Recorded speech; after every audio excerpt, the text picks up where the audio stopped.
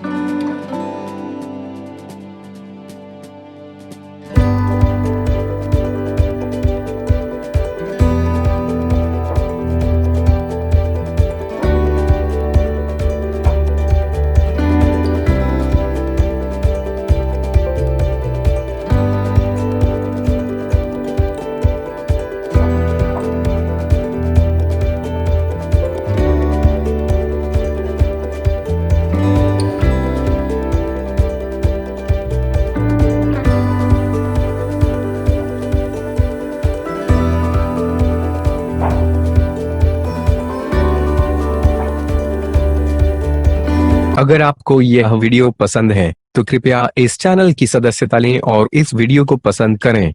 अगर आपके पास वीडियो के लिए कोई सुझाव है तो कृपया टिप्पणी करें।